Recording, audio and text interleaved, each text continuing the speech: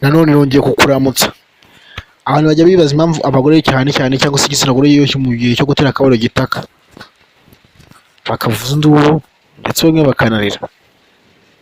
Uyu munsi rero naje kugusobanurira iyo mpamvu, ese harimo ibyishimo cyangwa se bari ukubabara. Iki ni ikiganiro rero sobanukirwa gica kuri YouTube channel yitwa Gatete Today, cyangwa se ukanda subscribe ubundi ukomeza ukagendana. Rimwe na rimwe cyane ku gitsina gore, bamwe na bamwe bakunda kwishimira imibonano mpuzabitsina, ariko nanone biterwa n'igihe cyangwa se uburambe bafite mu gukora imibonano mpuzabitsina. Harimo abagore bataka uko baryoye cyangwa se abagore bataka uko bababaye. Reka duhere ku bakobwa bakoze sex bwa mbere. Umukobwa yari isugi, uko byagenda kose ibigomba kuba mu gihe cya mbere cyo gukora imibonano mpuzabitsina agomba kubabara, kuko haba harimo imyenge abarimo barafungura cyangwa se ishashi barimo bashaka guturitsa iba ikibumbye. Ubundi reka dusobanukirwe igituba kimeze gute. Igituba ni igitsina gore, ni igitsina cy'umugore. Igituba murabizi ko kigira imyenge ibiri, aho guswerera ndetse n'aho kunyarira. Ni ukuvuga ngo rero umugore utarakora imibonano mpuzabitsina, ahantu baswerera haba hakiriho akantu kameze nk'agashashi, mu bantu babize muri reproduction kameze nk'agasashi. Iyo umugabo rero arimo ararongora abagira ngo aturitse ako kantu kameze nk'agashashi kugira ngo umugore atangiye amenyere imibonano mpuzabitsina.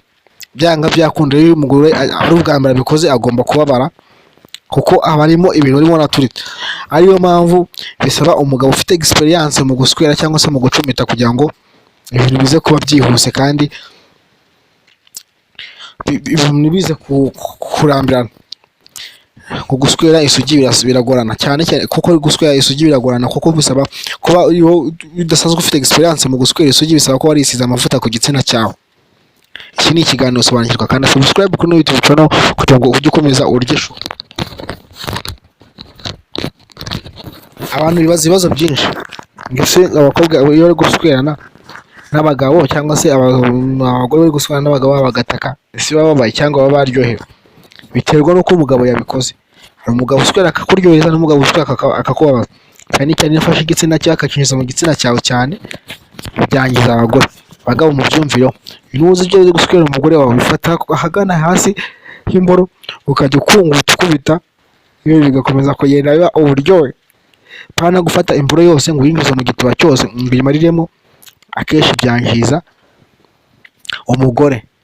Akaba n'umwe akarungu agenda ababara atishimye, adashimye n'ibyo uri gukora, kubera ko uba urimo uramubabaza, ntabwo icyo gihe urimo urashaka kumuryohereza.